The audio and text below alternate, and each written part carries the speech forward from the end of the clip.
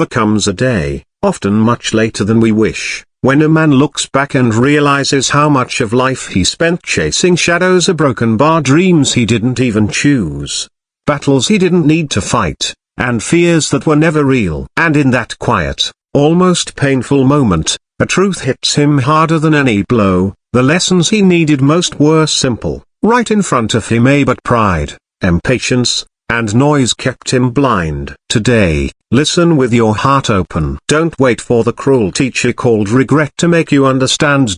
Deep emotional hook at the start. There is a rare kind of power hidden in the first words spoken to a man's soul. A power that can break through his walls of pride, his endless distractions, and his carefully built armor. In the Stoic tradition, the opening of a speech or a meditation was never about dazzling with cleverness or overwhelming with excitement. It was about piercing straight through the noise, straight into the heart. The deep emotional hook at the start must be like a cold hand gripping the listener's spirit, forcing him to look inward whether he wishes to or not.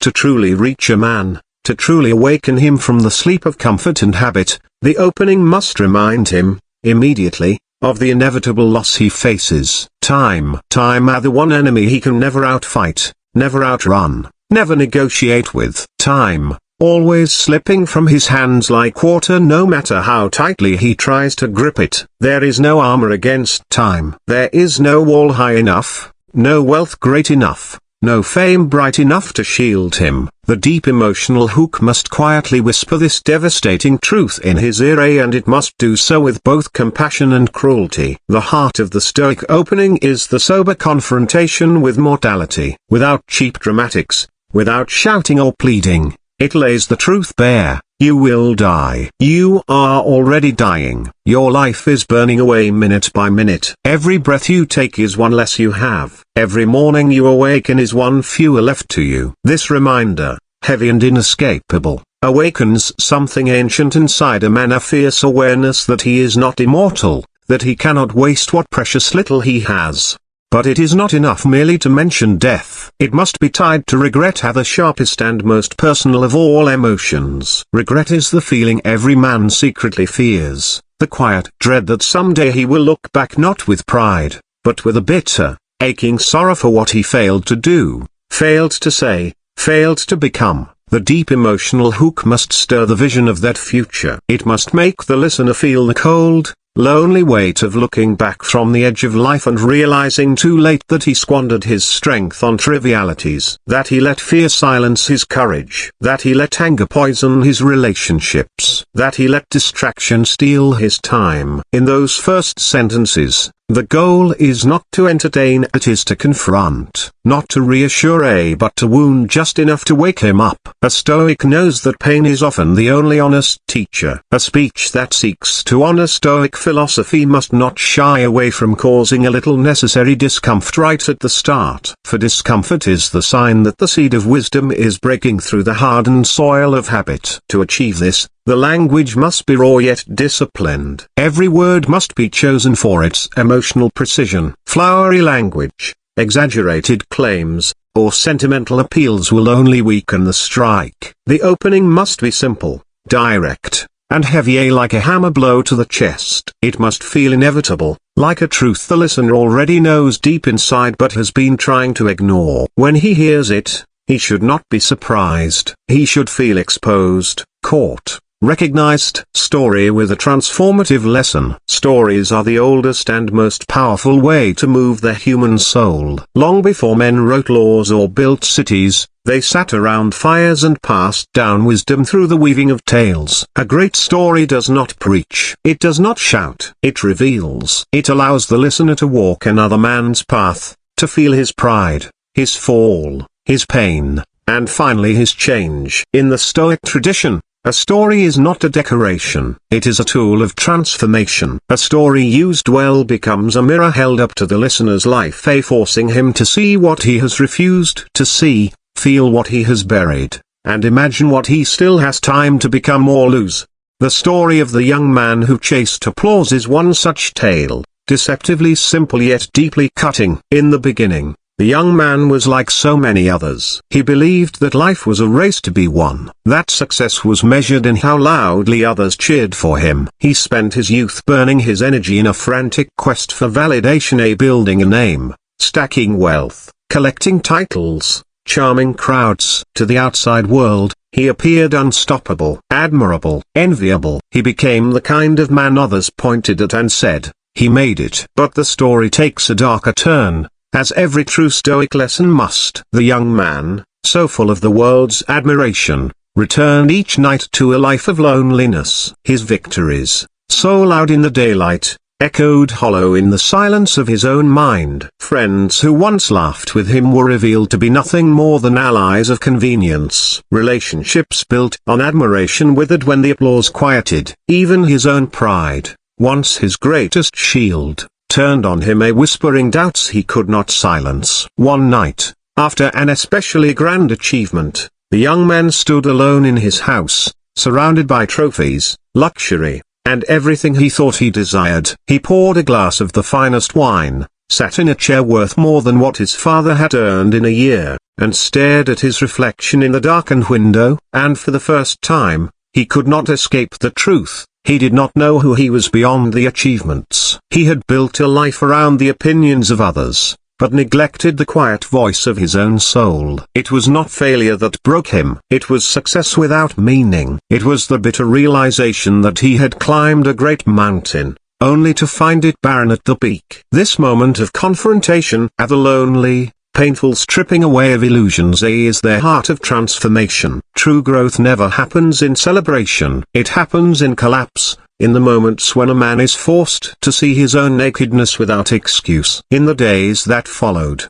the young man did not distract himself with new pursuits. He did not numb himself with pleasure. Instead, he chose the harder path: silence, reflection, brutal honesty. He asked himself questions most men spend their lives avoiding. What do I truly value? What makes a life good, if not success? Who am I when no one is watching? Slowly, painfully, he began to rebuild not his career, but his character. He let go of many things: the craving for constant praise, the thirst for admiration, the addiction to being seen. Instead, he began to live by principles. He trained himself in discipline, not for the eyes of others, but for the strength of his own spirit. He sought wisdom, not fame; service, not status; humility, not grandiosity. He understood that to live well is to live in accordance with virtue, not vanity. In time, the young man, now older, humbler,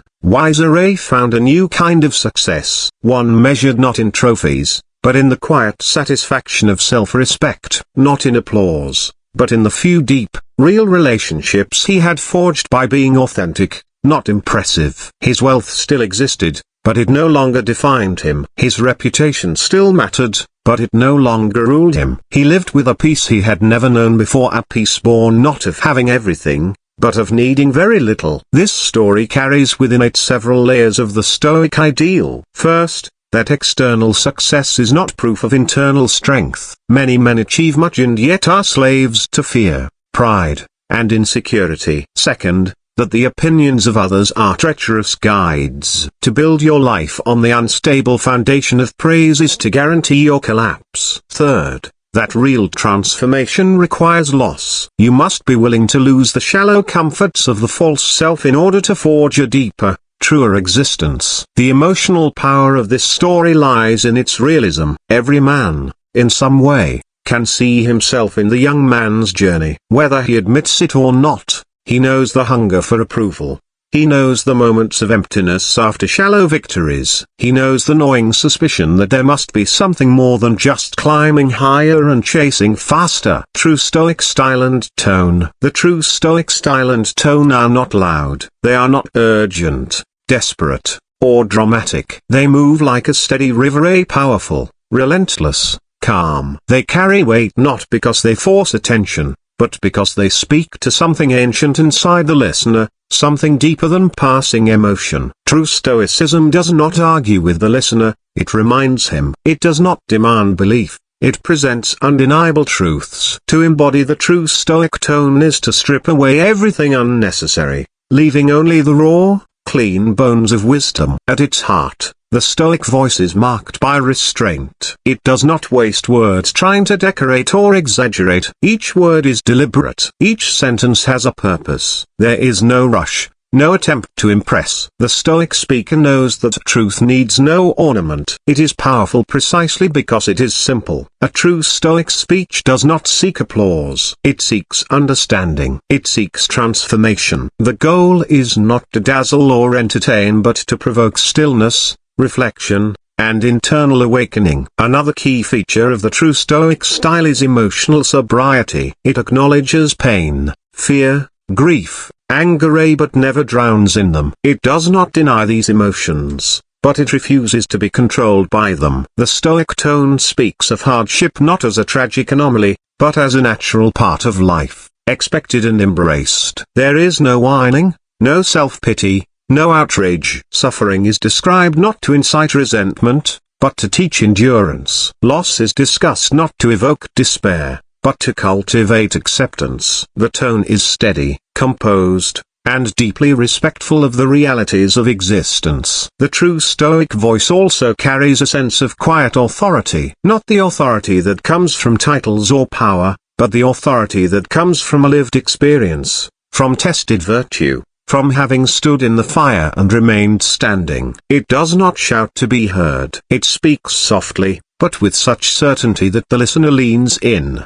knowing that what is being said is not theory, but earned truth. The Stoic tone suggests, I have suffered, I have endured, and I have learned. Now I offer what I have found. You may take it or leave it, but it remains true either way. The style is direct. It moves straight to the heart of the matter without diversion. It does not waste time on small talk, nor does it sugarcoat the difficult truths. Life is short. Death is certain. Pain is inevitable. Character is everything. These are the pillars around which the Stoic builds his speech. And because they are so serious, the delivery must match their gravity. There is no place for arrogance, no space for manipulation. Only clarity, honesty, and purpose. Silence, too, plays a crucial role in the Stoic tone. The pauses between words, the space between ideas, are not empty. They are deliberate. They give the listener time to feel the weight of what has just been said. They create room for the truth to sink in, to echo inside the listener's mind. A Stoic speaker is not afraid of silence. He knows that sometimes, what is not said speaks louder than what is. Another critical element of the true Stoic style is humility. Even as the speaker delivers powerful truths, he does so without presenting himself as infallible. He speaks not as a man above others, but as a fellow traveler who has stumbled, fallen, and risen again. He offers guidance, not commandments. He does not say, I have conquered all, but rather, I have fought these battles too, and here is what I have learned. This humility deepens the listener's trust, allowing the wisdom to penetrate more deeply. There is also a timelessness to the Stoic tone. It does not chase trends. It does not pander to the emotions of the moment. It speaks across centuries, across cultures, addressing the eternal challenges of being human. Pride, fear, loss, mortality, duty, honor. These themes are not fashionable, they are permanent. A true Stoic speech sounds as though it could have been spoken 2,000 years ago, and still be just as relevant today. This timeless quality gives it a weight that modern speeches often lack. The Stoic style also demands precision. Vagueness is the enemy of impact. A Stoic chooses his words carefully, avoiding exaggeration, avoiding sensationalism. If something is difficult, he says it is difficult, not impossible, not unbearable, simply difficult.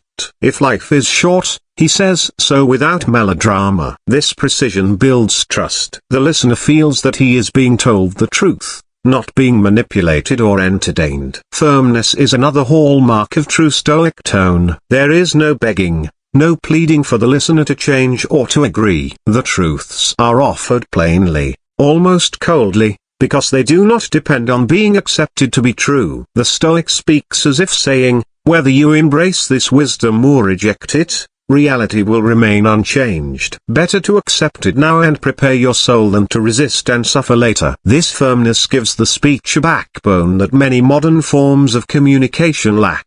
Above all, the true Stoic style is grounded in action. It is not enough to know what is true, it must be lived. A Stoic speech points the listener not toward endless reflection, but toward immediate practice. Cultivate discipline. Accept hardship. Focus only on what you can control. Let go of what you cannot. It is not about feeling inspired for a moment, it is about forging a way of life. The tone must communicate that wisdom without action is a betrayal of wisdom itself. The emotions within a true Stoic speech are deep, but restrained. Beneath the calm exterior, there is great passion, but it is passion mastered, not passion unleashed. There is great sorrow, but sorrow dignified, not paraded. There is fierce love for truth and virtue, but a love that is disciplined, not needy. The speaker feels deeply, but shows it only in the weight of his words, in the steadiness of his voice, in the relentless clarity of his message. The Stoic voice also respects the intelligence of the listener. It does not pander. It does not insult by oversimplifying or over-explaining. It presents hard truths and trusts the listener to wrestle with them, to absorb them at his own pace, in his own way. This respect creates a bond between speaker and listener that is rare and powerful. It says, I believe you are strong enough to hear this. I believe you are worthy of the truth. The true Stoic tone also rejects excuses. It does not allow room for blame, victimhood, or self-deception. It acknowledges that life can be cruel, unfair, brutal, but insists that responsibility remains with the individual. You cannot control fortune, but you can control your response. You cannot escape death, but you can live honorably until it comes. This unwavering emphasis on personal responsibility is one of the most challenging and liberating aspects of Stoic communication. In its purest form, the Stoic style offers not comfort,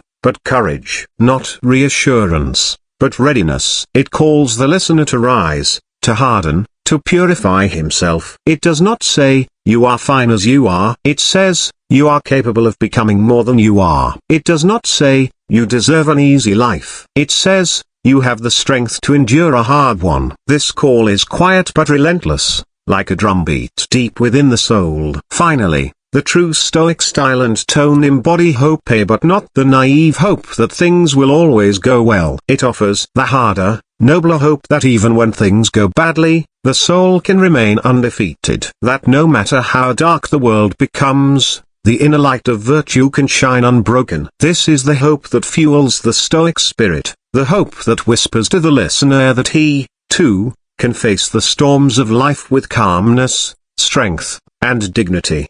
Would you also like me to continue this deep style into a few bonus optional punchlines you could drop in the speech later? They'd match this serious tone perfectly. The opinions of others are not chains unless you let them be. In the end, no voice is louder than your own when you are alone in the dark. Stand tall. Choose virtue over vanity. Choose purpose over pleasure. Choose discipline over desire. Life does not wait. The storms will come whether you are ready or not. Prepare your soul like a soldier sharpens his sword every day, every moment. When death comes, and it will, let it find you calm, proud, and unbroken. This is the way of the Stoic. This is the life a man must live, before it's too late.